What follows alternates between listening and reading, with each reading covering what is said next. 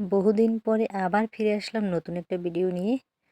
Hello বন্ধুরা, সবাইকে নমস্কার। আর আজকে দেখো আমি চলে আসছি আমাদের সেই কচু বাগানে। এখানে আজকে অনেক কচুরলতি কাটা হবে, আর এই কচুরলতিগুলো বাজারে বিক্রি করার জন্যই কাটতে আসছে। তো চলুন আমরা কচুরলতি কাটি। আর গাছগুলো অনেক সুন্দর হয়েছে। চারিদিকের পরিবেশটা কেমন লাগছে বন্ধুরা, সবাই একটু কমেন্টে জানাবেন। আর আমাদের কচু বাগানটা কেমন হয়েছে তা কিন্তু বলতে কেউ ভুলবেন না। এদিকে আমার মা কচুরলতিগুলো কাটতেছে, সাথে আমিও কাটবো ভাবছি।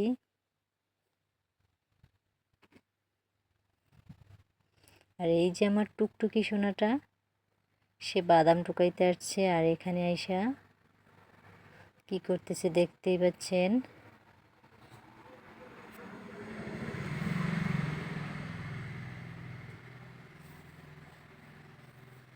আসলে গ্রামের এরকম পরিবেশ খুবই ভালো লাগে, একদম খোলামেলা পরিবেশ। তো মেয়েকে বাদাম টুকাই দিলাম, আর মাকে একটু হেল্প করতে আসছি, যেহেতু বসে থেকে তো কোনো লাভ নেই। এই যে বাদাম টুকাইছি, আর এগুলো হলো কাঠবাদাম।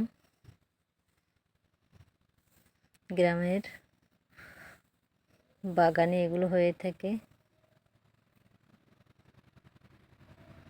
এগুলো কেউ কখনো লাগায় না অবশ্য।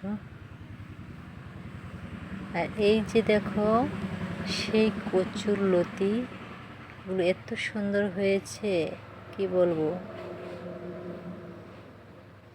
আর এগুলোর জন্য দরকার তো চিংড়ি মাছ।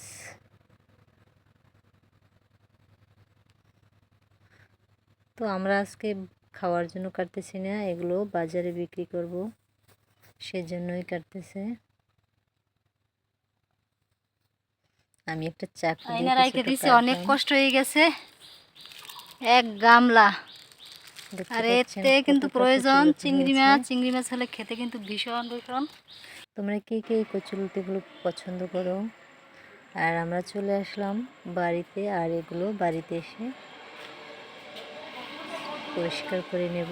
অনেক কাদা, তো কাদাগুলো ছাড়ানোর জন্য এখানে আমি কল চেপে জল দিচ্ছি। আর এগুলো দিয়ে ভালো করে ধুয়ে নিতে হবে, যেহেতু বাজারে দেবে। মা কচুরলতিগুলো ধুয়ে দিতেছে। এবার কচুরলতিগুলোকে সুন্দর করে পরিষ্কার করা হবে। এত সুন্দর হয়েছে কি বলবো, নরম আসলে মাটিতে তো এগুলো অনেক কাদা। আর এভাবে একদম হাতে ভেজাল নেওয়া মুক্ত যাবে না। সবজি। কল দিয়ে আমরা জল দিয়ে এটাকে পরিষ্কার এগুলো করব। কিন্তু কখনো গলা চলবে না।